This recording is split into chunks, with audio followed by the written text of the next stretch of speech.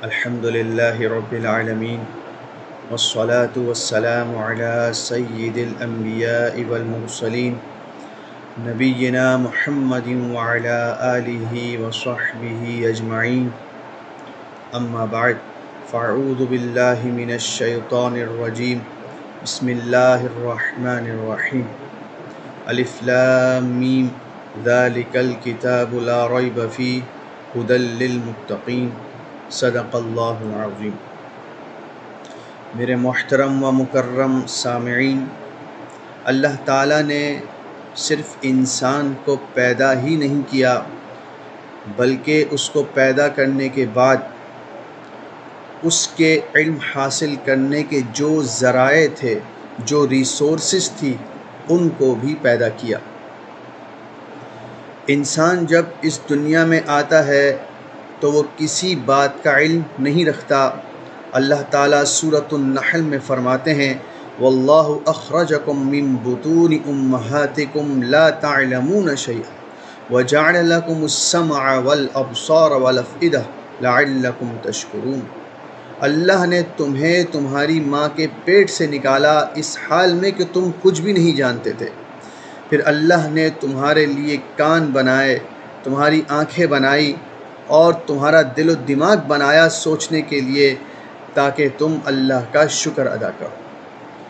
تو انسان جن ذرائع سے، جن ریسورسز سے علم حاصل کرتا ہے وہ تین قسم کی ہیں۔ ایک حواس یعنی آنکھ، کان، ناک وغیرہ، ان چیزوں سے انسان کو علم حاصل ہوتا ہے۔ دوسرا ذریعہ، دوسرا ریسورس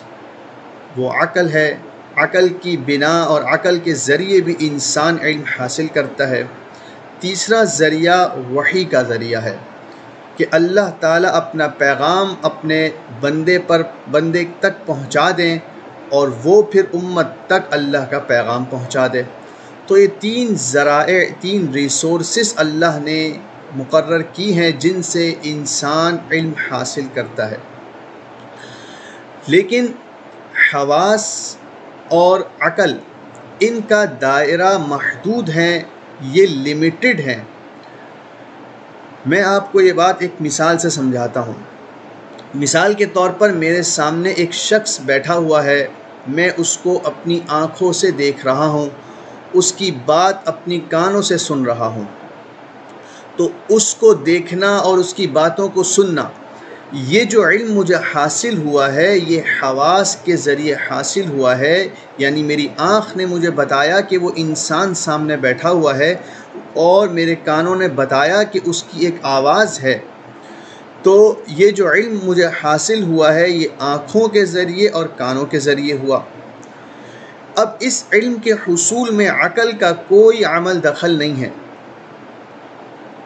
یعنی اگر میں اپنی آنکھوں کو بند کر لوں اور اپنے کانوں کو بھی بند کر لوں تو مجھے یہ ہرگز عقل کے ذریعے پتہ نہیں چل سکتا کہ میرے سامنے ایک شخص بیٹھا ہوا ہے، اس کی کوئی آواز بھی ہے۔ تو معلوم ہوا کہ یہ جو علم مجھے حاصل ہوا ہے اس میں عقل کا کوئی دخل نہیں ہے، یہ مجھے حواس کے ذریعے حاصل ہوا۔ لیکن اس شخص کو دیکھنے کے بعد، اس کی آواز کو سننے کے بعد میری عقل یہ فیصلہ کرے گی کہ اس کے کوئی نہ کوئی والدین ضرور ہیں جو اس کو دنیا میں لانے کا سبب بنے ہیں،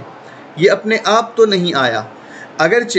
میں فی الحال اور فی الوقت اس کے والدین کو نہ دیکھ رہا ہوں، نہ ان کی باتیں سن رہا ہوں، نہ میں نے انہیں کبھی دیکھا ہے، لیکن میری عقل اس شخص کو دیکھنے کے بعد یہ فیصلہ کرنے میں حق بھی جانب ہے کہ اس کے کوئی والدین ضرور ہیں۔ اب یہ جو علم مجھے حاصل ہوا ہے کہ اس کے کوئی والدین ہیں جو اس کو دنیا میں لانے کا سبب بنے ہیں، یہ مجھے عقل کے ذریعے حاصل ہوا ہے، یہ صرف دیکھنے کے بعد، یہ صرف سننے کے بعد حاصل نہیں ہو سکتا تھا۔ مثلا اگر میں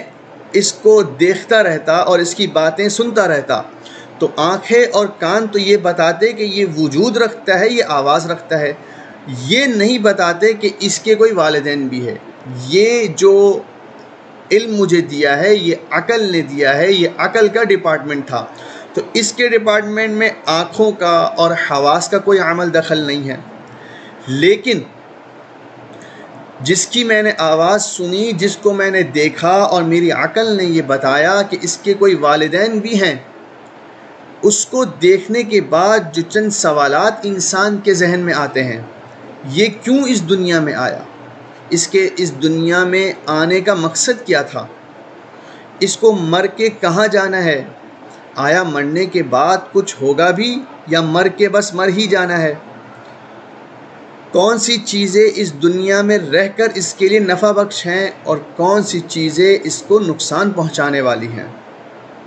کن چیزوں سے اللہ راضی ہوتے ہیں، کن چیزوں سے اللہ ناراض ہوتے ہیں، وہ کون سے اخلاقی اصول ہیں جن کو پیش نظر رکھ کر ایک انسان زندگی گزارے گا۔ یہ اور اس طرح کے کئی اور سوالات جو انسان کے ذہن میں جنم لیتے ہیں، اس کا جواب عقل کے پاس نہیں ہے۔ یہ سوالات عقل کے ڈپارٹمنٹ سے خارج ہیں، عقل ان کا جواب دینے سے قاصر ہے۔ عقل مجھے یہاں تک ہی رہنمائی کر سکتی ہے کہ یہ جو شخص تمہارے سامنے بیٹھا ہوا ہے، اس کا وجود جو تمہارے سامنے ہے، اس کو دنیا میں لانے کا سبب کوئی نہ کوئی ہے، لیکن وہ کون ہے، یہ پیدا کیوں ہوا ہے، اس کا مقصد کیا ہے، یہاں آ کر عقل بھی اپنا دم توڑ دیتی ہے اور یہاں سے وحی کا آغاز ہوتا ہے، یہاں سے وحی ابتدا کرتی ہے اور بتاتی ہے کہ انسان کے ابتدا اور انسان کا انجام کیا ہونے والا ہے، یہ اس دنیا میں کیوں آیا ہے، اس کا مقصد کیا ہے، یہ جو اتنا طویل سفر طے کر رہا ہے اس کی غرض کیا ہے، یہ اور ان تمام سوالات کے جوابات اور تسلی بخش جوابات سوائے وحی کے اور کوئی نہیں دے سکتا۔ بہت سے فلاسفرز، حکماء، عقلاء اس دنیا میں گزرے ہیں جنہوں نے صرف عقل کی مدد سے ان سوالات کے جوابات تلاش کرنے کی کوشش کی۔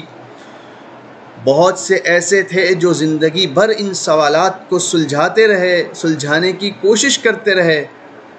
اور اسی سلجھانے میں اس دنیا سے رخصت ہو گئے۔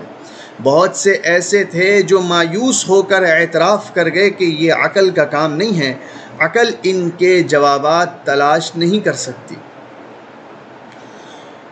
تو عقل کے پاس ان سوالات کا کوئی جواب نہیں ہے، کیونکہ اصول اور قانون یہ ہے کہ جو کریٹر ہوتا ہے، جو انوینٹر ہوتا ہے، وہی اپنی بنائی ہوئی چیز کے متعلق بتا سکتا ہے کہ میں نے اس کو کیوں بنایا ہے، اس کے بنانے کا مقصد کیا ہے، یہ کس طرح درست کام کرے گی، کن اصولوں پر چلے گی۔ مثال کے طور پر آپ ایک مشین خریدتے ہیں،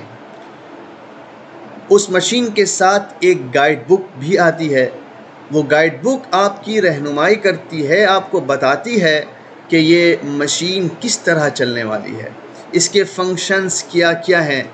اس کی پریکاشنز کیا کیا ہیں، کون سی صورتیں ڈینجرس اور ہارمفل ہو سکتی ہیں، اور کن چیزوں کا استعمال کرنے سے یہ درست چلنے والی ہے، اور اگر غلط استعمال کیا تو یہ خراب ہو جائے گی۔ یہ اور تمام سوالات کے جوابات وہ گائیڈ بک آپ کو دیتی ہے۔ تو ایک ادنا سی مشین جسے آپ بازار سے خرید کر لاتے ہیں،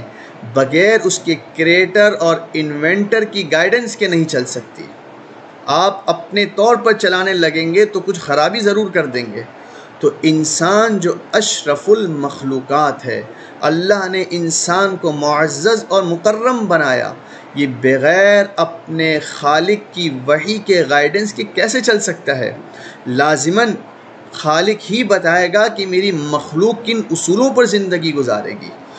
تو اس سے اور گزشتہ تمام باتوں کو پیش نظر رکھتے ہوئے وحی کی ضرورت، اس کی اہمیت ثابت ہو جاتی ہے، اور ہمیں یہ بات بخوبی معلوم ہو جاتی ہے کہ انسان صرف عقل کی بنیاد پر، صرف عقل کے ذریعے سے اس دنیا میں نہیں چل سکتا، اسے لازماً وحی کی رہنمائی کی ضرورت ہے۔ اور چونکہ میں نے ایک بات آپ کو بتائی کہ وحی کی ابتدا کہاں سے ہوتی ہے، جہاں عقل کی انتہا ہو جاتی ہے، جہاں عقل جواب دینے سے معذرت کر لیتی ہے، وہیں سے وحی ابتدا کرتی ہے۔ تو اس سے یہ بات بھی معلوم ہو جاتی ہے کہ اگر وحی جو مجھے احکام بتائے گی، وہی جو ہدایات مجھے فراہم کرے گی، اگر وہ میری عقل میں نہیں آ رہے، اگر میں عقل کی بنیاد پر ان کو سمجھ نہیں پا رہا، یا سمجھ تو رہا ہوں لیکن کما حق کہوں نہیں سمجھ پا رہا، تو اس میں کوئی خرابی اور عیب کی بات نہیں ہے، کیونکہ وحی کی تو ابتدا ہی وہاں ہو رہی ہے جہاں عقل کی انتہا ہو رہی ہے۔ تو یہ ہرگز لازم نہیں ہے کہ وحی کے تمام احکام، وحی کی تمام ہدایات میری ادنا عقل میں بھی آ جائے۔ تو یہاں سے بہرحال وحی کی ضرورت ثابت ہو جاتی ہے، اور ہمیں پتہ چل جاتا ہے کہ جو دیگر ذرائع علم کے ہیں، یعنی حواس اور عقل، ان کا ایک محدود دائرہ ہے، لہٰذا ان سے ایسے سوالات کرنا جو ان کے حدود سے خارج ہیں، یہ بالکل بے عقلی اور نامناسب بات ہے۔